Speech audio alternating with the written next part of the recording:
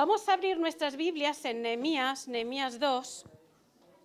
¿Quién ha leído alguna vez Nehemías y Esdras? ¿Verdad? Algo. Bueno, para los que habéis venido por primera vez, son libros del Antiguo Testamento, hace muchísimos años, incluso antes de que Jesús naciera. Pero este libro de Nehemías habla de reconstrucción, habla de edificar, habla de ponernos manos a la obra, ¿vale? Entonces, para que vayáis un poquito cogiendo el tono, va a ir de esto, va a ir de construir.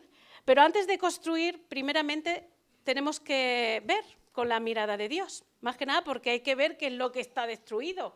Si no sabemos qué es lo que está destruido, no podemos edificar. Por eso necesitamos ver con la mirada de Dios, con la visión de Dios, ¿vale?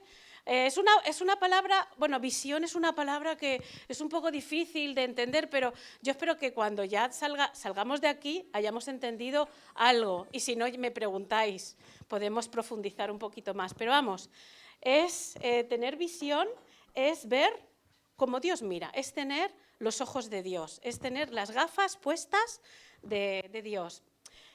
Vamos a leer Nehemías 2 del 17 al 18, pero antes me gustaría poneros en contexto, más que nada porque nos hemos lanzado ya directamente a este texto, pero en el capítulo 1 de Nehemías era uno de los refugiados que estaban en Babilonia.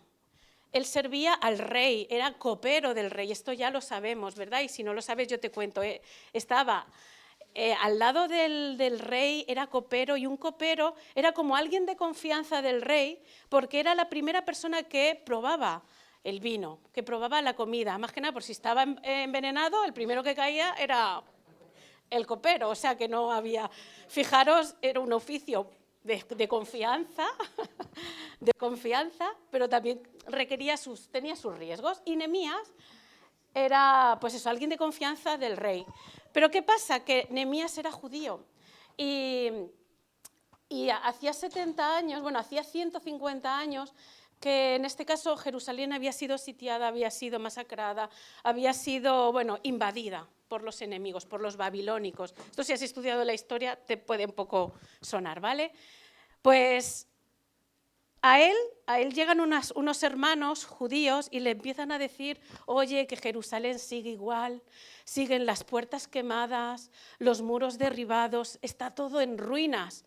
Esto le llega tan profundo a su corazón que empieza a llorar, empieza a orar a Dios y de alguna forma empieza pues un poco a abrir su corazón delante de Dios y decirle, sí, Señor, hemos pecado, hemos hecho lo malo, Y entonces él empieza a hacer esa oración, ese ayuno, y ese es el capítulo 1. Pero en el capítulo 2, él, aunque estemos en tristeza, aunque estemos en agobio, él tenía que seguir trabajando, era el copero del rey. Entonces, él le sirvió durante 3-4 meses, creo que incluso 5, por lo que nos dice la palabra, y el rey se da cuenta de algo, de que Nehemías ya no estaba igual. Era una persona de confianza que el rey sabía cómo era Nehemías y veía al chaval triste, le veía algo disgustado, le veía como pesadumbroso, no sé si se entiende esta palabra, le veía cargado. De esto de decir, tengo una losa encima, no puedo. No sé si en algún momento os habéis sentido así, como que estáis agobiados, pesadumbrosos, que no podéis más, no podéis expresar con palabras lo que os pasa en el corazón, esto suele pasar. Y el rey se dio cuenta de esto. Y entonces le dije, ¿qué te pasa, chaval? ¿Qué te pasa, chico? Y él le dijo, bueno, pues es que Jerusalén han llegado unos hermanos míos, Jerusalén está destruida, sus puertas quemadas a fuego, los muros caídos. Y la pregunta del rey es, ¿qué puedo hacer yo para ayudarte? ¿Qué quieres? ¿Qué me pides que yo haga? Y en ese instante dice que Nehemías oró a Dios y ya seguidamente empezó a plantearle una lista de cosas.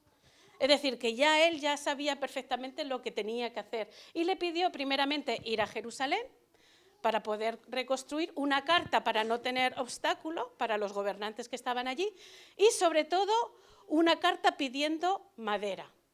Es decir, cuando hay una visión, cuando sabes que hay una provisión. Más que nada porque el rey, ¿sabes qué hizo? Le dio todo lo que pidió. Le dijo ir a Jerusalén, le dio carta para que no tuviera oposición y sobre todo la carta pidiendo madera, pidiendo en este caso utensilios. Y en este caso Nehemías va a Jerusalén y en el capítulo 2, versículo 9, empieza a inspeccionar la ciudad y efectivamente había un problema en Jerusalén. Estaba todo destruido, estaban las puertas quemadas, los muros caídos, hace una inspección, entra por una puerta, sale por otra puerta. Bueno, si queréis esto ya lo leéis en casa. Y cuando ya ve todo esto, ya su corazón no podía más y tenía que compartir qué es lo que estaba pasando en su corazón. Y llegamos a Nehemías 2, 17 y 18. ¿Lo tenéis? ¿Lo tenéis? Vale. Ha sido corto, podía haber sido un poco más largo, pero bueno. Y dice así la palabra de Dios. Y les dije, pues, vosotros veis el mal en que estamos, que Jerusalén está desierta y sus puertas consumidas por el fuego. Aquí el llamamiento, venid y edifiquemos el muro de Jerusalén y no estemos más en oprobio. Entonces les declaré cómo la mano de mi Dios había sido buena sobre mí y asimismo las palabras que el rey me había dicho. Y dijeron, levantémonos y edifiquemos. Así esforzaron sus manos para bien. Bueno, hasta ahí la palabra del Señor. Y una de las cosas que les cuenta aquí es las palabras del rey. No sé si podemos pasar esto. Fijaros que la frase que a mí me ha cautivado en esta palabra es, ¿qué quieres que haga por ti? ¿Os imagináis que alguien viniera y os dijera, ¿qué quieres que haga por ti? Y trajera una chequera en blanco. ¿Melba? ¿Qué quieres que haga por ti? Bueno, una chequera o alguien que tuviera poder para hacer cosas. ¿Qué quieres que haga por ti? Gloria. ¿Qué quieres que haga por ti? Óscar. ¿Tendríamos la lista ya preparada? Porque Nehemías la tenía preparada. ¿Qué quieres que haga por ti? Alguna cosilla, ¿verdad? Igual pediríamos algo material como un piso, ¿verdad? Un piso o incluso algo de necesidad, un trabajo donde no sea explotado por mi jefe. Esto sería muy bueno también, ¿no? Pero ¿qué pediríamos? ¿Hay algo en nuestro corazón que está ahí, en el corazón, que digas, yo quiero esto? Quizás a lo mejor es una novia, un novio, no sé. ¿Quién sabe? Por aquí dicen, no queremos. No, bueno. Bueno, pero fijaros, ¿qué frase le dice el rey? Alguien que podía darle a Nehemías algo, le dice, ¿qué quieres que haga por ti? Porque yo puedo dártelo. Esto trasladado a nosotros la Iglesia, lo estaba pensando, digo, imaginaros que Dios nos dijera, ¿qué quieres que haga en la Iglesia? ¿Tendríamos también una respuesta clara? ¿Qué quieres que pase? ¿Qué quieres que en tu iglesia pase? No vale exterminar personas, no vale decir, no, yo no quiero a Soria, no vale eso. Que haya un avivamiento. Que haya un avivamiento. Muy bien. ¿Alguien más? ¿Qué quieres que haga en la iglesia? ¿Qué os gustaría que pasara en la iglesia? Avivamiento es que vengan más personas a conocer a Jesús. Que seamos todos discípulos. Que seamos todos discípulos, seguidores, aprendices. Un discípulo es un aprendiz. ¿Alguien más? Seguidores. Los jóvenes, sí, que los jóvenes estuvieran ahí enchufados. ¿Qué más? ¿Qué más nos gustaría? Un local, ¿no? Ya puestos. Ya puestos. He de decir que este local fue un milagro de Dios. Todo lo que al final tenemos es milagro de Dios. Y sí, efectivamente, sería un milagro de Dios. ¿Algo más que se os ocurra? ¿Algo que quisierais ver en la iglesia? Bueno, yo quisiera ver a mi familia entregada completamente a Dios. Eso. Bueno, ahí vamos hablando de oro, plata y de cosas preciosas. Muy bien.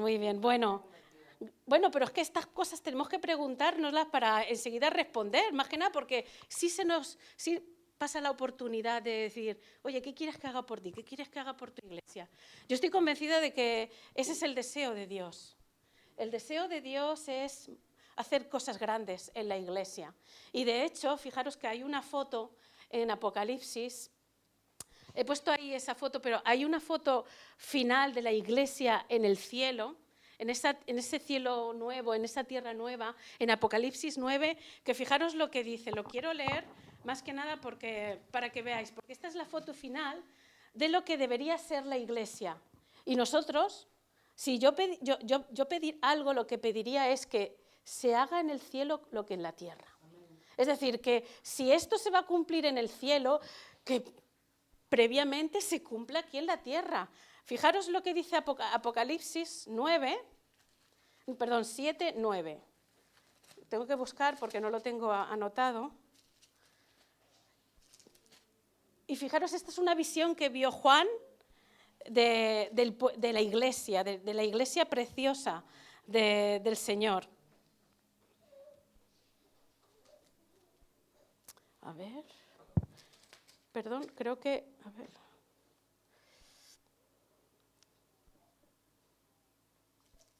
Creo que 7, 9 no es, ¿no? 7, es 4, ¿verdad? Sí, bueno, y he aquí, después de esto miré, y he aquí una gran multitud, la cual nadie podía contar, de toda nación, de todas las naciones, de tribus y pueblos y lenguas, que estaban delante del trono de Dios, en la presencia del Cordero, vestidos de ropas blancas y con las palmas en las manos. Aclamaban a gran voz diciendo: la salvación pertenece a nuestro Dios, que está sentado en el trono, y al Cordero. Fijaros, qué imagen de la iglesia más gloriosa. Una multitud que casi no se podía contar, de toda tribu, lengua y nación. Yo quiero ver esto en la iglesia. Yo no me quiero encerrar en los que somos, sino yo quiero ver esas multitudes, que, como dice la palabra, están ahí, de toda lengua, tribu y nación. Ahí está la multiculturalidad de Dios. Y aquí podemos saber varias generaciones, varias razas, pero al final lo que nos une, ¿qué es? El Señor, la salvación que nos ha dado Él. Y fijaros que yo quiero que se cumpla esta foto, aquí. Esto es, si algo que pido a Dios es esto, que se haga tu voluntad y que se haga en el cielo como en la tierra. ¿De acuerdo? Bueno, pero fijaros que para que llegue a eso, primeramente tenemos que tener visión. Y he puesto igual a compromiso porque al final depende mucho, la iglesia depende de Cristo, que es el que reina. Esto lo quiero dejar claro. Si el Señor no edifica la casa, en vano trabajamos, pero primeramente nosotros, en este caso, nosotros tenemos que adquirir un compromiso. Primeramente ver la necesidad y luego el compromiso es amar a Dios por encima de todo, amar al prójimo y sobre todo hacer discípulos. Esa debería de ser nuestro compromiso. Si queremos que el Señor haga lo del cielo en la tierra, vamos a tener que primeramente ver la necesidad, ver con los ojos de Dios y, en este caso, adquirir un compromiso. Y en esta mañana me gustaría hablar de esto, de visión. Más que nada porque la visión no es ver con los ojos naturales. La visión requiere ojos espirituales. Y para que nosotros tengamos esos ojos espirituales, hay un primer paso que debemos de dar. Y aquí no hay medias tintas, no hay tintes claros, nada. Si no se da un paso de fe, de creer en Jesús como nuestro Salvador personal y se acepta a Jesús de corazón, es muy difícil que tú tengas ojos espirituales. Porque necesitas primeramente que Jesús entre en tu vida, aceptarlo de corazón, aceptar que lo que Jesús ha hecho en esa cruz es para mí, es para ti, porque nosotros estábamos separados de Jesús y en este caso de Dios, y Jesús hizo ese puente entre Dios y los hombres. Si nosotros no damos ese paso de creer en Dios y decirle, sí, Jesús, yo te acepto de corazón, no vamos a tener ese cambio de vista. Vamos a seguir viendo con ojos naturales. ¿Se entiende, no? Es decir, no hay una forma de ver con ojos de Dios, no hay otra forma de ver con los ojos de Dios si no es a través de Jesús. Jesús viviendo en nuestras vidas. Y es lo que nos ha pasado a cada uno de nosotros. Yo conocía a Jesús, es decir, yo pertenecía a la Iglesia Católica, pero un día me hablaron de un Jesús cercano, un Jesús que había muerto por mí en la cruz, que no es un Dios que está lejano en el cielo, no, es un Dios cercano que se preocupa por mí, se interesa por mis cosas, por mi vida. Eso me impactó tanto con 12 años que yo dije, sí, Señor, yo quiero conocerte. Y a partir de ahí empecé a tener ese cambio de visión. Seguramente que si le preguntamos a Rebe, cuando empezó a tener esa visión, es cuando ella aceptó al Señor. O incluso si alguien por aquí dijera, es que necesitamos primeramente conocer a Jesús para que tener ese cambio de ojos naturales a ojos espirituales, no hay más. Entonces se entiende, ¿no? Quiero hablar con claridad más que nada para que no vayamos con ideas claras de que cualquiera puede ver con ojos espirituales. No, solamente es a través de Jesús es que Él nos da las gafas, ¿vale?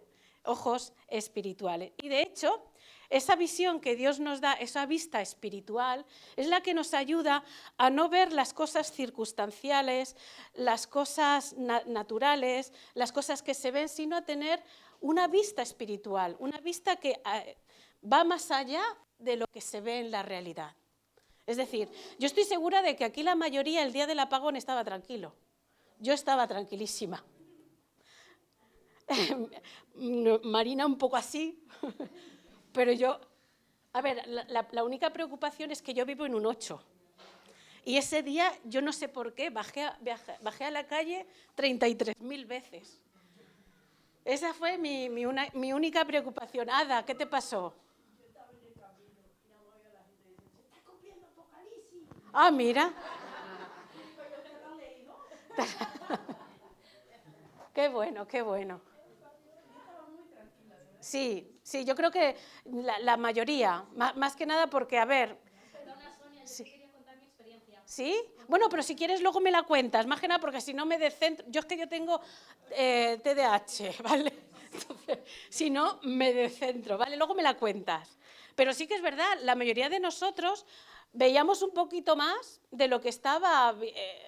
es decir, que ¿qué nos podrá hacer el hombre? No temáis a los que el cuerpo matan, pues vuestras almas no matarán. Es decir, ¿qué va a pasar? Nada, no va a pasar nada. ¿Qué? ¿Se nos va a estropear la comida? Yo tampoco tenía mucha comida, así que... Y ese día no cociné, así que Mauri, fíjate lo que me llevé. Así que todo fueron ventajas. Ya, sí. Bueno, gracias a Dios es eso. Nuestra confianza no está en las cosas naturales, no está puesta en las cosas que vemos, sino cuando tienes esa mirada de Dios está la mirada puesta en las cosas eternas, en las cosas que no se ven, en las cosas que son más trascendentes que nosotros. Por eso necesitamos esta visión. Y fijaros, visión, un cristiano, porque podemos caer, aunque tengamos a Jesús en nuestro corazón y tener esa vista espiritual, es muy probable que a veces un cristiano tenga carencia de visión, es decir, que le falte esa visión. Y fijaros, un cristiano sin visión vive en temor. Una persona que no tiene visión de las cosas más allá, sino que nada más que ve por vista, pues es normal que la gente dijera Apocalipsis, más que nada porque la gente empezó a atemorizarse. Por eso mismo, porque la visión que Dios nos da es una visión que nos hace estar confiados, en esperanza. Pero si no tenemos esa visión, vamos a caer en temor, en agobios, en ¿qué va a pasar? ¿Y si esto dura? Pues no, vamos a confiar, vamos a tener esa certeza de lo que se espera y convicción de lo que no se ve. Eso es fe. Y una cosa es decir que somos cristianos y otra cosa es practicarlo. Y el lunes yo creo que muchos lo practicamos. Porque es así, la fe no se demuestra cuando se habla, la fe se demuestra cuando se vive. Esto se entiende, ¿verdad? No podemos decir que somos cristianos y vivir atemorizados. No, tenemos que vivir confiados en Dios. Sin visión también se vive sin pasión. Es decir, al final cuando tenemos esos ojos abiertos, esa vista de Dios, empezamos a amar lo que Dios ama. ¿Qué es lo que Dios ama? Una pregunta. ¿Qué es lo que Dios ama? Porque esa es la visión de Dios. Dios ama a nosotros, a las personas. Dios ama este mundo, ¿verdad? Y Dios está apasionado por esto, de tal forma que dio a su Hijo en la cruz para morir. Y cuando nosotros tenemos esa vista de Dios, entonces nos apasionan las cosas que Dios le apasionan. Y Dios le apasiona las personas, a Dios le apasiona su iglesia. Y empezamos a tener pasión por las personas que están sin Jesús, las personas que necesitan a Jesús y las personas que están rotas porque no tienen a Jesús. Esas son las cosas que le preocupan a Dios y por las que hay que sentir pasión. Y por supuesto, si un cristiano vive sin visión, es un cristiano que está anulado, tal cual. Es un cristiano que realmente para el reino no hace nada. Y yo, hermanos, llegados a este punto, pensar un poco, ¿os imagináis a un Pablo con temor a lo que le pudiera hacer el hombre?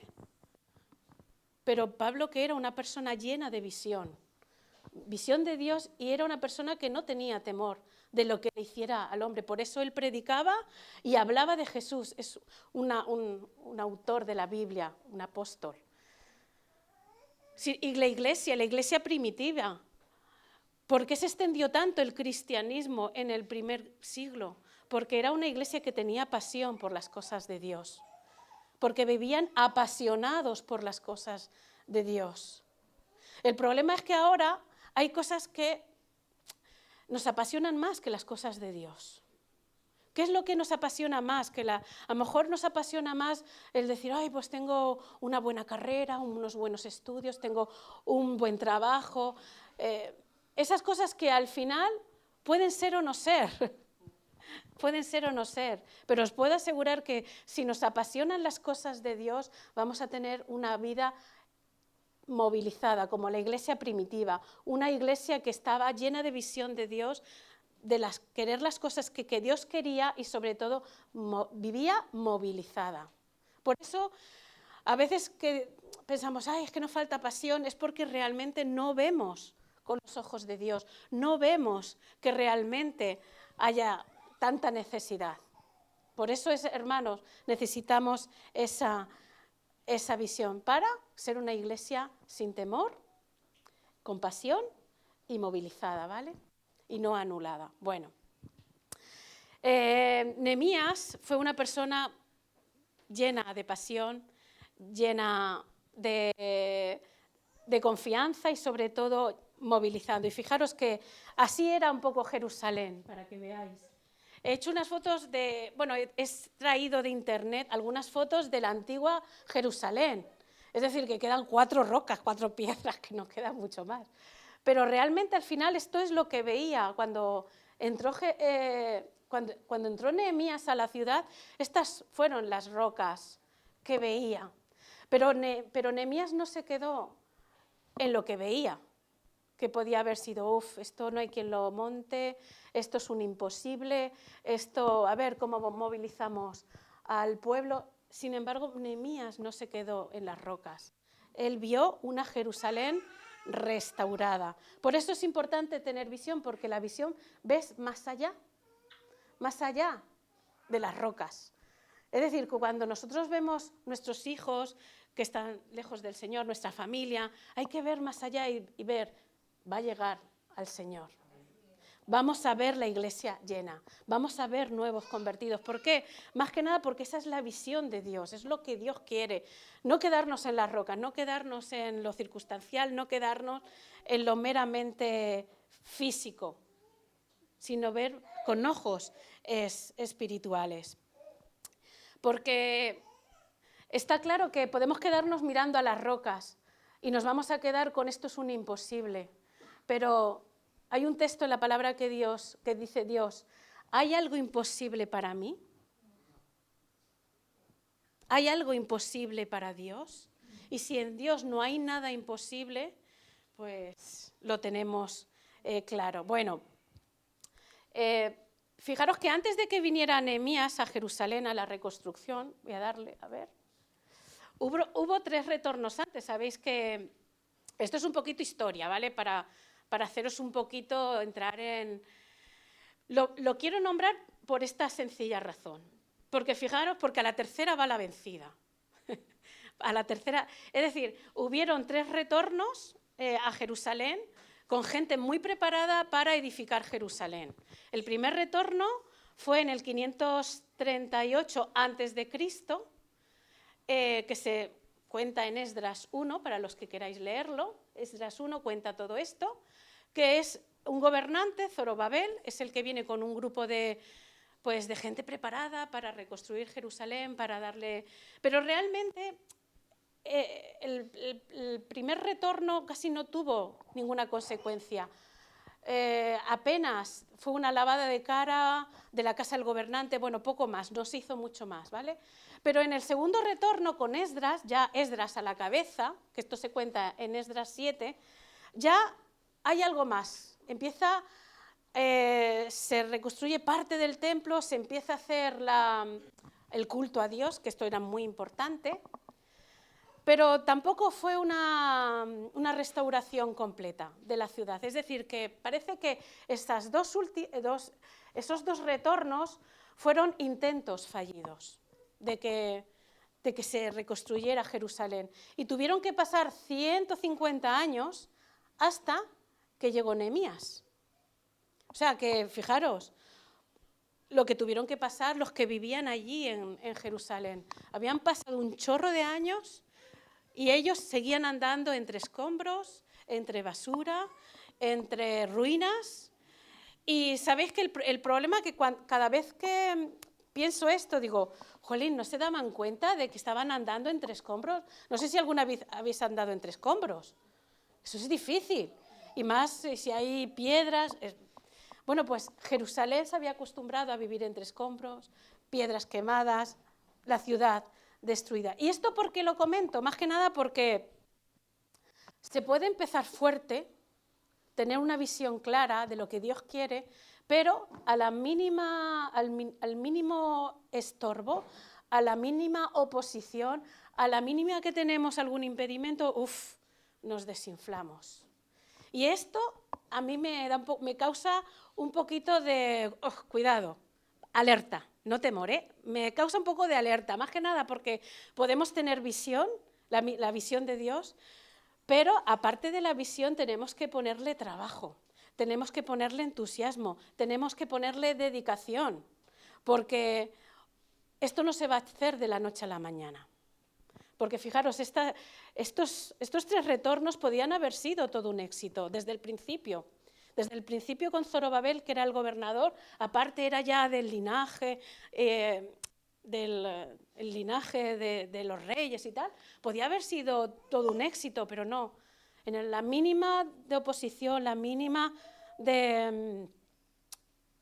se vino todo abajo. Pues eso es lo que nos tiene que dar un poquito de alerta. Sí, el Señor nos llama a reconstruir, el Señor nos llama, pero también a esforzarnos, más que nada porque a la primera ni a la segunda puede salir, igual sale a la tercera. Y en este sentido nosotros tenemos que ser perseverantes. No nos queda otra. Si tenemos una visión de Dios, si queremos que algo pase aquí, vamos a tener que perseverar. No sé si lo he dicho bien, perseverar, ¿vale? No nos queda otra, y es constante. Una de las cosas que nos tiene que distinguir a los cristianos es que no nos rendimos a la primera, ¿o no? Nosotros tenemos que ir a más. A pesar de la oposición, tenemos que ir a más. Y si empezar con fuerza y hay oposición, pues a seguir con más fuerza. Si hay más oposición, seguir con más fuerza, porque estamos llamados a eso, a perseverar, a no tirar la toalla. inmediatamente, ¿vale? Bueno, sí, fijaros lo que hizo Nehemías. Bueno, lo voy a decir rapidito. Dice, vosotros veis la ruina en que estamos. Esto es el texto. Fijaros que Jerusalén no solamente estaba en ruinas físicas, es decir, no había solamente piedras por medio, había escombros, sino que también había una decadencia espiritual, había una falta de relación con Dios. Y creo que esto para mí es la raíz del problema. Jerusalén no se edificaba porque había un problema de corazón. Lo que decía antes, si tú no ves el problema, si tú te acostumbras a que todo esté igual, tú no vas a ver ningún problema. Tú te vas a acostumbrar a andar entre escombros y no darle importancia. Y es lo que le pasaba al pueblo de Israel. Por esa falta de relación con Dios es que ellos habían arrojado la toalla, andaban entre escombros. ¿Por qué? Porque les faltaba comunión con Dios. Y para mí este es el centro. Podemos tener una relación con Dios, es decir, haberle entregado nuestras vidas al Señor, pero esa relación hay que cultivarla. Y es lo que le faltó al pueblo de Israel, cultivar esa relación con Dios, esa dependencia de Dios, ese cuidado de Dios. Y yo creo que si queremos que en la iglesia pasen cosas, si queremos que nuestra familia conozca al Señor, ver un avivamiento, ver multitudes, vamos a tener que empezar por esto, tener una comunión con el Señor. Y no vale el tema de venir 2 horitas a la iglesia o leernos el YouVersion, no, es pasar tiempo con Dios, es meditar de Dios. Me da igual si te vas al campo o te llevan la Biblia escuchada, me da igual, pero pasa tiempo con Dios. Pasa tiempo con Dios. Esto es lo que realmente al final nos va a llenar de esperanza, de pasión y de movilización. Esto es lo que nos va a dar la movilización como iglesia, ¿vale? Bueno, ¿veis la ruina? Fijaros, el llamamiento que hace Nehemías es: venid, reedifiquemos la muralla. Curioso, ¿sabéis que Nehemías significa Dios, consolación de Dios? Y cuando está la situación tan en ruinas, a veces que necesitamos a alguien de fuera que nos ayude a ver la ruina que estamos, por así decirlo. Es decir, una persona que tiene Diógenes normalmente tiene que ser ayudado, porque no ve la suciedad, su olfato se ha acostumbrado hasta los olores. Necesitamos alguien exterior que venga para decirnos, estáis en ruinas y tenemos que edificar. Bueno, pues Nehemías vino a Jerusalén como ese Dios consolador. Y ya sabemos quién es nuestro consolador. Ya sabemos que el Espíritu Santo es el único que puede sacarnos de estas ruinas. El Espíritu Santo es el único que puede hacer que multitudes vengan, que se convierta en nuestra familia, que familias sean restauradas, que vidas sean restauradas. Esto solamente lo puede hacer el Espíritu Santo, porque el Espíritu Santo es aquel que está a nuestro lado. Y la palabra consolación tiene que ver con visitación, con salvación. Por eso era tan importante que Nehemías fuera. Necesitaban un Nehemías, que trajera consolación de Dios. Pero nosotros tenemos al Espíritu Santo. Si aceptamos a Jesús de corazón, tenemos al Espíritu Santo a nuestro lado para sacarnos de cualquier ruina. Y por último, algo que ya me voló un poquito la cabeza, fue que Nehemías fue contando la experiencia que había tenido con el rey, había empezado a contar los milagros que el Señor había hecho. Primeramente le ha dicho: Dios ha sido bondadoso conmigo, la gracia de Dios está conmigo. Y de hecho, contó todo lo que había pasado con el rey. Estos son milagros. Esto es milagros. ¿Sabéis cómo levantó Nehemías al pueblo? Contándoles las proezas del Señor, contándoles los milagros de Dios. Me ha gustado mucho que Rebeca trajera las proezas de Dios que ha hecho con el pueblo de Israel, pero estoy convencida de que Dios ha hecho grandes cosas en medio de nosotros. Y lo que va a levantarnos, o lo que realmente va a movilizarnos, es ver la mano de Dios obrar.